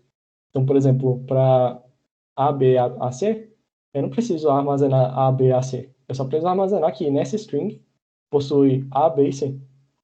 Então, a gente limita uma quantidade que era muito grande, né, que 10 a quinta caracteres, para 26, para cada segmento desse string. Então, o que eu quero fazer é basicamente, eu vou criar um struct aqui, né, só para facilitar um pouco o código. Vou criar um struct. Esse struct tem um vetor de booleanos. Quando eu inicializo com 26 espaços nesse vetor, todos falsos. E aí esse vetor representa se eu tenho aquele caractere nesse segmento, né? Então, por exemplo, se eu tiver só o A, vai estar só o primeiro elemento desse vetor como setado como verdadeiro. Se eu tiver o A, o B e o C, vai ter os 3 primeiros. Então, essa aqui é uma forma boa de representar isso que a gente estava falando, olha, eu só preciso representar os caracteres únicos, eu não preciso representar todos os caracteres para representar um segmento. E a gente vai usar essa mesma ideia da segtree, né? A gente vai dividir essa string em segmentos dela, e aí isso vai permitir que a gente faça a update query. E aí, esse update parece fácil, né, no nosso pensamento, porque é igualzinho ao segtree, ao update que a gente fez agora na segtree. A gente vai basicamente alterar o caractere no nó ali e vai subindo recursivamente. E essa ideia da query também é um pouco complicada, mas você pode ver que basicamente a resposta da query vai ser o tamanho, a quantidade de verdadeiros nesse vetor, né? São realmente os caracteres únicos que eu tenho, né? Os caracteres distintos que eu tenho. O Enzo está perguntando se dá para fazer bitset, que é a representação do número binário. Sim, dá, e essa é a melhor forma de resolver a questão. Porque o inteiro tem 32 bits, né? Então, a gente pode representar isso como se fosse um vetor de booleanos mesmo, né? Então, sei lá, você vai ter vários bits lá, e aí isso aqui vai representar essa mesma ideia que a gente estava representando aqui, né? E aí, esse código com bitset é bem... Ele falou bitset, né? Uma representação binária é a mesma coisa, a mesma ideia. Essa forma de codar aqui fica bem simples, o código, tipo, fica minúsculo o código mesmo, mas eu quis mostrar com vetor para facilitar, porque quando a gente usa a representação binária, o nosso merge vai ser só um OR, então vai ser tipo A, OR, B.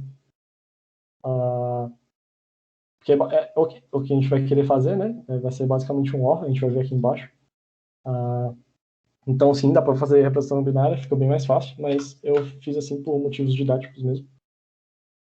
Para quem não tem muita familiaridade com essa utilização de bitset. Agora, beleza, voltando para a ideia, né? A resposta da nossa query vai ser basicamente a quantidade de verdadeiros aqui, né? Que é a quantidade de caracteres únicos que tem na estrutura, que é naquele segmento. E aí, agora vai ser uma segment de letras, que eu defini aqui em cima, né? E a gente vai para o nosso merge. Como é que é o nosso merge? Eu vou ter 2 vetores booleanos. Cada um deles vai ter esses bits ligados, que representam quais caracteres eles têm. E aí, para cada um dos 26 elementos, eu vou criar um novo elemento, né, que vai ser a resposta. E esse elemento, para cada índice, ele vai atribuir ou o primeiro ou o segundo. Então, no sentido de são variáveis booleanas, né? Então, se o primeiro tiver setado e o segundo não, na resposta, esse bit vai estar setado, né? Porque eu só preciso ter esse caractere aparecendo em um desses vetores para conseguir considerar ele. Se estiver aparecendo só no A, eu vou querer contar. Se estiver aparecendo só no B, eu vou querer contar. E se estiver aparecendo no A e no B, ótimo, também vou querer contar. O que não pode é não ter esse bit em nenhum dos dois, né? Porque se não tiver esse bit em nenhum dos dois, não tem esse caractere em nenhum dos dois segmentos que eu estou tentando ir. Então, certamente não vai ter no do de cima. E é basicamente esse o merge. Vocês podem ver que a estrutura é idêntica mesmo. O que muda é basicamente como a gente atribui isso aqui, né? Com a operação binária também fica bem mais simples, mas basicamente a gente vai pegar o caractere que a gente passou, que é o x, que a gente quer alterar, né, no update. E o índice dele, do caractere -a, né, que a gente vai indexar esses caracteres. Isso aqui é uma forma boa de achar qual a posição desse caractere, né, mesmo, na ordem alfabética. E a gente vai setar ele como true e vai colocar na árvore. É basicamente essas alterações que a gente faz. O build sempre quase fica intacto. A query muda pouquíssimo também, só esse retorno aqui. Aqui eu retorno um vazio, né? Não faz diferença também, né? Aquela ideia de não fazer diferença aqui é basicamente ter um vetor vazio. E é essa a questão. Aqui a gente inicializa daquele mesmo forma que eu inicializei lá no update, com essa mesma estrutura aqui. E no final, né, a gente vai ter um vetor de resposta. E como eu disse, a resposta é a quantidade de bits ligados nessa query que a gente recebeu. Então a gente só soma mesmo. Aqui se for 0 não vai somar nada, se for verdadeiro vai somar 1. A gente soma e mostra. Eu já tinha mandado esse código hoje de manhã. Passou bonitinho. Alguém tem alguma dúvida nessa questão? Essa questão, ela é aquela ideia que eu falei de... Ela ainda está bem parecida assim, com a estrutura da SegTree, mas ela é bem diferente na query. E aí você precisa pensar, né, como é que se altera a SegTree para se adaptar a esse problema. A maioria dos problemas de SegTree, ou elas são assim, ou você tem que pensar, né, como é que você vai adaptar a estrutura, ou a estrutura vai ser só a parte do algoritmo. Então, às vezes você está resolvendo um problema nada a ver, assim, sei lá, de árvore, de geometria, de string, e aí você precisa dessa operação da SegTree, que é mexer com intervalos de alguma coisa, realizar perguntas e updates nesses intervalos, e aí você vai utilizar isso para ajudar você a resolver o problema. Acho que esse segundo é o que mais cai normalmente. Cai toda hora mesmo, SegTree é bem... Caiu com bastante frequência na maratona. Caiu até na última regional, e a gente nem acertou a questão. Era a questão eu acho. Mas enfim, a gente usa bastante SegTree mesmo. E se fosse contar os números distintos em um intervalo, o bit set funciona também? Funciona. Basicamente, você vai querer saber a quantidade de bits ligados, né, no bit set. Eu acho que tem até uma função isso, sei lá, count. Você pode usar alguma coisa assim do tipo, né, que vai basicamente contar quantos bits uns tem no bit set. Se você estiver usando representação binária, se eu não me engano, tem uma função aí obscura do compilador, que é tipo built-in CLZ, que ele conta a quantidade, eu não sei se é esse não, mas ele conta a quantidade de uns na representação binária do número, né? Então essa aqui seria a resposta. Eu acho que eu até tenho o código aqui da representação binária. É esse aqui? Não, esse usa 7. Deixa eu achar. Pop count. O Alberto falou aí. Teve alguma dessas que eu usei. Aqui eu usei representação binária.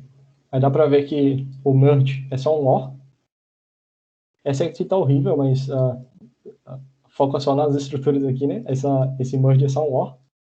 Para eu setar inicializar um bit é só isso aqui, né? Eu faço um OR no 0 com esse bit 1 shiftado até a posição que eu quero. E aí, deixa eu ver mais alguma alteração aqui.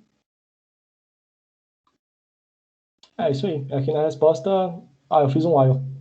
Mas tem o pop count aí, você pode fazer também.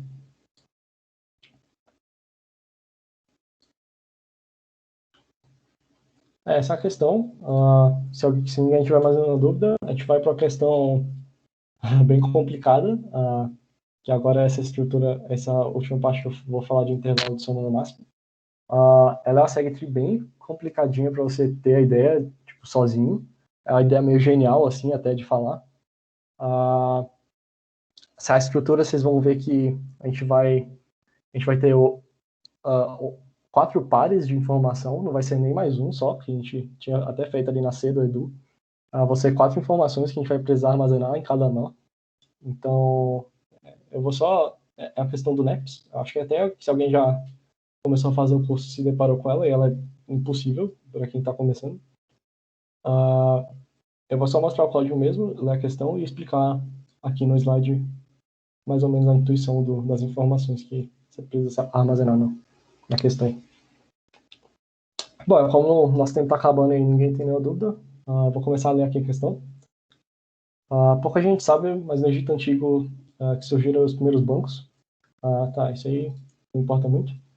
O principal banco era do faraó, que decidia de tempos em tempos tomar o estado. Vou pular essa historinha. Basicamente, vão ter várias pessoas lá no Egito Antigo, e cada pessoa vai ter uma conta bancária, e essa conta bancária tem um valor, né? Então, o que o faraó vai querer fazer é fazer queries em intervalos desse vetor de contas bancárias, né?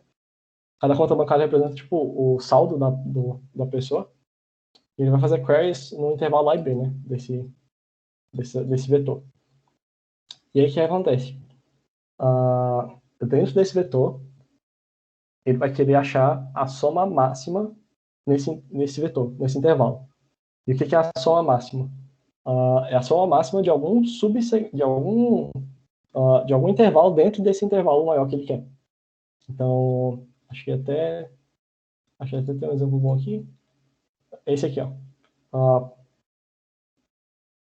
Pensa nesse intervalo aqui, né? Esse aqui de baixo. 2, 1, 5, menos 9, menos 9, 15, menos 8, menos 9, 5 e 2. Então, qual é o melhor subvetor desse vetor inteiro aqui? Qual o intervalo com maior soma, né? Com soma máxima? É o 15, né? Porque, sei lá, se eu somar 2 mais 1 mais 5, esses menos 9 aqui vai começar a diminuir muito a soma. Então, não vai compensar pegar essa parte aqui. E a mesma coisa aqui para a direita, né? Então, esse é o problema que a gente quer, né? A gente quer a soma máxima no vetor. A gente quer um pedaço desse vetor em que a soma seja a maior possível. Esse problema é bem conhecido para quem já estudou um pouco de DP.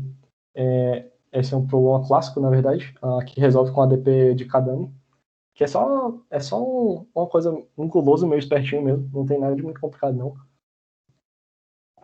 A gente, se eu não me engano, basicamente vai somando da esquerda para a direita. Se a soma ficar negativa, você joga fora. É só isso, a DP, né, para resolver esse problema. Aqui dá até para ver que isso funciona mesmo. Se você for somando da esquerda para a direita, 2 mais 1 mais 5 menos 9 menos 9, isso aqui vai dar negativo, né, essa soma aqui. Aí tu joga fora. Aí vai começar do zero. Aí agora aqui, 15. 15 é a melhor que a gente consegue, né? Aí você vai começando a somar, menos 8, menos 9. Aí aqui já ficou negativo, aí você joga tudo fora. Aí você vai dar o 5 e o 2, que não é melhor que 15, né? Então 15 vai ser a resposta. Só que aqui, o legal é que ele não quer do vetor inteiro, né? Ele quer de pedaços do vetor. Então, por isso que a gente tem que usar segue tree nesse problema. E aí, basicamente, tem outra questão também aqui, né? Que ele não quer só o valor da soma máxima. Ele quer também o tamanho do segmento. Então, aqui, a resposta para esse vetor seria 15, 1. Porque o vetor que eu peguei de soma máxima tem soma máxima 15 e só tem um elemento. E tem outra coisa interessante também, é que se tiver 2 segmentos com somas iguais, ele quer o segmento de maior tamanho. Então, se tivesse um aqui que a resposta era 15, 1, e outro que a resposta é 15, 2, ele ia querer o 15, 2. Então dá para ver que a questão te pede 1 milhão de coisas, e ainda te pede para fazer isso no intervalo. Então a gente só consegue resolver isso com segue-tree mesmo. E é uma segue-tree bem poderosa, que é a segue-tree essa segue-tree de soma no intervalo. Deixa eu abrir aqui o código. Bom, nessa segtree, eu vou, de novo, vou abstrair a ideia da estrutura, né? Eu vou só falar do que eu armazeno e do merge, mas basicamente, para representar a soma do maior intervalo, eu vou querer 4 informações. Eu vou querer o melhor prefixo, o melhor sufixo, a soma total e o máximo. E vocês podem ver que eu represento isso aqui. Esse nó vai ser a minha nova estrutura, né? Para segtree. E você pode ver que aqui o P é o prefixo, o S é o sufixo, o T é o total e o B é o best, que é o melhor, né? Que é a resposta em si daquele segmento. E aí, por que eu estou usando um par de long-long, né? Em vez de um valor inteiro, um long-long só? Estou usando um par de long-long porque, na verdade, cada informação dessa vai ser o valor que ela representa e a quantidade de elementos, né? Que formam essa soma. Por que eu preciso disso? Porque essa é uma das minhas respostas, né? Eu quero que aqui seja 15 e 1. Eu preciso desse 1, eu preciso saber do tamanho também. E quando eu tiver dois de valores iguais, eu preciso pegar sempre o que... Eu preciso sempre pegar o que tem o maior tamanho, né? Então, o que tem um segundo elemento maior. Então, basicamente, eu estou fazendo um par de long-long. E aí, aqui eu faço só uma função para somar os longos mesmo. Somo o primeiro elemento, somo o segundo elemento e retorno o par. E aí agora a gente vai para a função de merge, né? Que é a parte mais importante. Eu vou explicar como é que faz o merge de cada uma das operações. Acho que vocês vão ver que faz um pouco de sentido. Acho que vocês não vão entender a questão por completo. Mas eu queria pelo menos mostrar que a segtree ela consegue resolver problemas muito complicados se você consegue ter ideias de como representar informações, né, nessa estrutura. E como fazer esse merge, como unir essas informações. Então, basicamente, a gente tem 4, né, informações: prefixo, sufixo, total e máximo. Eu vou passar de uma por uma. E aí, esses primeiros ifs aqui são basicamente se o valor for zero, a quantidade for zero, quer dizer que foi algum par que eu não quero, né? Foi de algum segmento que eu não quero. Então, eu só retorno outro. Que seria basicamente aquele merge especialzinho que eu faço, que está aqui, né? Eu coloco um valor especial. Opa. Enfim, tá em algum lugar aqui. Tá em algum lugar aí dos slides aqui, ó. Eu faço a condição especial, né? Se esse elemento eu não quero ele, eu só chamo outro. Só retorno outro. Então é isso que eu faço aqui. E aí agora, para o prefixo, vocês vão ver que o prefixo vai ser o máximo entre o próprio prefixo da esquerda ou a soma do total da esquerda com o prefixo da direita. Então, eu tentei mostrar a visualização aqui, né? Vamos imaginar que vocês queiram unir esses dois vetores, esses dois segmentos. E aí, esses pintadinhos em azuis são os prefixos dele. E aí, qual vai ser a resposta do merge, né? Vão ser duas possibilidades. Ou eu só pego o prefixo da esquerda, que é quando eu unir esses dois, esse vai virar o novo melhor prefixo. Ou eu pego todo esse segmento aqui, por isso que eu armazeno o total também. Essas 4 informações se unem bastante para fazer esse merge.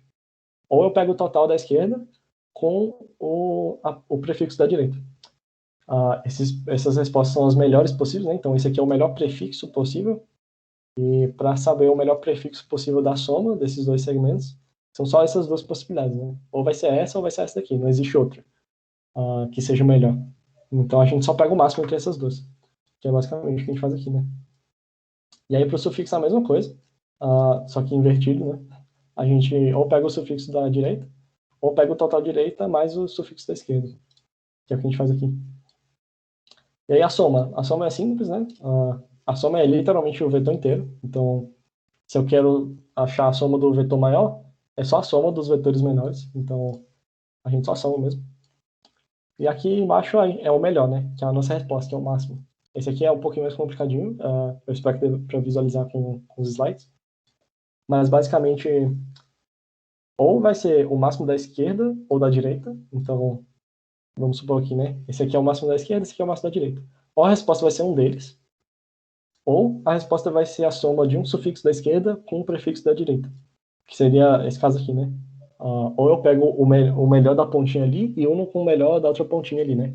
Que isso possivelmente pode virar um máximo, um intervalo de soma máxima. E é basicamente esse é o porquê que a gente armazena, né, tantas informações. A gente armazena o total para manter o prefixo e o sufixo, e a gente armazena o prefixo e o sufixo para conseguir fazer esse terceiro merge aqui, né? Que é unir o meio de respostas. Como eu disse, essa questão é complicadinha. Acho que é uma alteração clássica, acho que é a alteração clássica mais difícil da SegTree, assim. Normalmente não fica muito mais difícil que isso aqui, não. Mas eu só queria passar uma intuição mesmo, que dá para fazer coisas muito complexas, e esse problema é bem interessante. Vocês podem ver que a gente nem usou o potencial máximo da SegTree, porque a gente nem codou o update para essa questão. Ele não pede para alterar o valor em nenhum momento, né? Mas se a gente quisesse fazer, a gente poderia. Ia ser só aquela mesma função de update que a gente sempre roda. A gente não ia mudar muita coisa, não. Só essa ideia do merge mesmo. E aí é isso. Eu mandei aqui até a questão, agora também. E passou. Aí. Eu ia falar mais alguma coisa? Vocês podem ver que essas funções de merge, elas não são nenhuma operação aritmética. Não é soma, não é OR, não é XOR, não é GCB, não é mínimo. É uma coisa totalmente complicada. Você tem que... essa em específico é muito complicada, mas outras mais simples, você só precisa pensar um pouco em como você vai desenvolver essa união de valores. E aí vocês podem ver aqui também que nesse merge a gente usa até o fato dos nós da esquerda realmente serem os intervalos mais para a esquerda, né, do segmento. Então aqui eu estava unindo coisas de segmentos da esquerda com coisas de segmentos da direita. Se eu fizesse ao contrário, não ia dar certo isso, né? Então, vocês podem ver que até a gente consegue até fazer operações em que, eu esqueci o nome, talvez o Alberto até lembre, mas que, por exemplo, a operação B é diferente de fazer B operação A. Comutativo, isso. São funções não comutativas, né? Só para mostrar um pouco de como a SegTree é roubada. A gente consegue fazer várias operações, né? Por exemplo, lá na Sparse Table, a gente só consegue fazer operações... Como é que é o nome, Alberto? Idempotentes? Tipo, é mais fechado o escopo, né? Só consegue fazer GCD, min, o máximo. Aqui a gente consegue fazer uma porrada de coisa. Então, a SegTree é uma estrutura roubada. E aí, se ninguém tiver nenhuma dúvida, a gente pode finalizar a aula. Vou só dar um resuminho do que vai acontecer na próxima também. Mas se alguém quiser tirar alguma dúvida, pode tirar aí.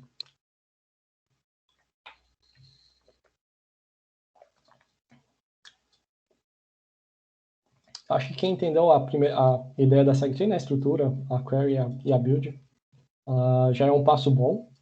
Essas duas últimas questões que eu mostrei são complicadas mesmo. Essa última é extremamente complicada. Mas é isso. Acho que entender essa ideia da SegTree inicial já é um bom passo para aprender de fato a estrutura. Porque as SegTrees mais clássicas não mudam muito em relação a isso que a gente rodou aqui no início. E aí, bom, ninguém tem nenhuma dúvida. Só comentando aqui sobre a aula que vem, a gente vai falar sobre lazy propagation, que também é uma outra característica que a gente consegue codar na SegTree, que é basicamente acumular updates. E aí vai ser uma coisa bem parecida com o Delta Encoding, mas bem mais complicado. E o que vai permitir a gente fazer updates em intervalos. Então, a gente estava fazendo update em um elemento aqui, né? A gente alterava só um elemento por vez. Usando o lazy propagation, a gente vai poder alterar o intervalo de uma vez, né? Então, sei lá, às vezes eu quero somar 10 em todos esses elementos. Então, eu quero alterar todos esses elementos para 20. E a gente vai conseguir fazer essa operação intervalo em log-n, com lazy propagation. Então, é uma estrutura bem... um artefato bem roubado, assim, também. E a gente vai ver algumas aplicações, né? A gente viu mais a estrutura clássica aqui mesmo. A gente vai passar rapidinho por Lazy Propagation. Eu vou tentar mostrar várias questões, né, de diferentes, que vão aplicar essa ideia da SegTree, mas de uma forma, ou como estrutura auxiliar, ou com uma modificação interessante, tipo, a gente tem a Merge Sort Tree, que é uma SegTree com vetores, com os próprios vetores, né, dos segmentos em vez dos elementos, e dá para fazer algumas coisas interessantes com isso. A gente vai ver SegTree, como usar SegTree como estrutura auxiliar, né? Então, às vezes tem as questões de árvores que são muito complicadas para você resolver, mas se você terceiriza ou modulariza um pedaço da questão para a SegTree fazer, vocês vão ver que fica bem simples. E aí a gente vai ver outras aplicações também. Tem algumas questões de geometrias que usam SegTree. Eu vou mostrar só a ideia da SegTree mesmo, porque a aula de geometria a gente só vai ter mais para frente. Mas, enfim, é isso. Espero que todo mundo tenha entendido. Já faltam uns 10 minutinhos aí, mas acho que dá para finalizar a aula já. Se alguém tiver alguma dúvida, pode tirar, mas por hoje é isso. Deixa eu só dar um recadinho rapidão. Bom, lá no grupo a gente estava fazendo lá os mashups, né? O povo deu feedback lá no grupo. Bom, a gente ainda não conseguiu finalizar porque são 3 turmas, né, do projeto. A gente ainda não finalizou tudo que precisava. Então a ideia era ter o projeto já pronto para vocês fazerem inscrição essa semana. Então provavelmente vai ser semana que vem mesmo. Então tá um leve atrasado aí. Mas a gente vai, né, como a gente viu, só teve feedback positivo dos mashups, a gente vai continuar com os mashups. Antes eu tava postando as quartas, porque os outros treinos avançados eram na quarta. Só que agora, bom, não fazia muito sentido, né? Agora que tá vinculado ao projeto, e quem fazia, né, quem participava das aulas dos treinos das quartas estão todos no projeto. Então, bom, eu vou começar a postar nos sábados, né, que eu acho que faz mais sentido. E aí, quem sabe até vocês podem aproveitar esse espaço depois da aula, né, para até tentar tirar dúvida, né? Tipo, acaba, por exemplo, agora, né? Acabou a aula 10 minutos mais cedo, vocês podem até tentar tirar dúvidas sobre algum problema do mashup, né? Então, eu já botei um mashup lá, esse mashup que eu mandei o link. De novo, né? A ideia é vocês fazerem a virtual deles, né? Então, se vocês forem lá no mashup, na verdade eu já mandei com aparecendo os problemas, né? Na verdade, você tem que entrar no grupo do NBalloon e aí no mashup, embaixo do mashup tem Enter. E embaixo do Enter tem um Virtual Participation. Aí você marca lá virtual, ele vai fazer um contador de 2 horas, né? E aí vai aparecer no placar o tempo que você mandou e tal. Enfim, é o ideal. E aí a gente vai, de alguma forma, vincular, como eu disse, né? O mashup ao projeto, né? Ninguém foi contra isso. E aí, bom, vai ser meio que uma atividade oficial, né? Do projeto da nossa turma. E aí, em relação aos contextos de 5 horas, aí a gente vai ter que ver direitinho, né? Que provavelmente vai ter que ficar nos domingos. E aí, bom, mas quando tiver mais perto, a gente fala um pouco mais sobre isso, né? Provavelmente vai ser depois dessa parte de SegTree. Então, semana que vem vai ter outra aula de SegTree, aí na outra semana dúvidas, e na outra semana essa maratona de 5 horas. Mas bem, né, quando já tiver o projeto, já tiver o povo se inscrevendo, aí a gente conversa mais sobre isso. Beto, não sei se a gente fazia 2 por semana. Então, é que um dos treinos era o iniciante, né? O outro era o avançado. O iniciante, bom, provavelmente. Inclusive eu ia falar isso na outra reunião, eu esqueci. Provavelmente a gente vai tentar fazer, vou tentar falar com o povo. Inclusive você tá lá, né, no grupo. É, vou conversar com vocês para tentar fazer, liberar, né, o mashup, o treino que vocês forem fazer para turma iniciante no grupo também, né? Porque eu acho que também não vale a pena ter, tipo, tem uns mashups, tipo, os treinos da semana. Aí tem o treino da turma iniciante, treino da turma avançada, treino da turma intermediária. E, tipo, fica muito disperso, né? Por isso que eu tô tentando juntar, né? Juntei esse treino da turma avançada de quarto com vocês. E possivelmente o treino da turma iniciante juntar ou com a turma intermediária ou com a turma iniciante. Eu acho que é o que faz mais sentido pra mim, né? Mas enfim, pra próxima semana talvez eu bote lá o avise, talvez eu não avise, eu não sei. Vai depender aí do que o povo das outras turmas decidirem. Bom, é isso. Isso.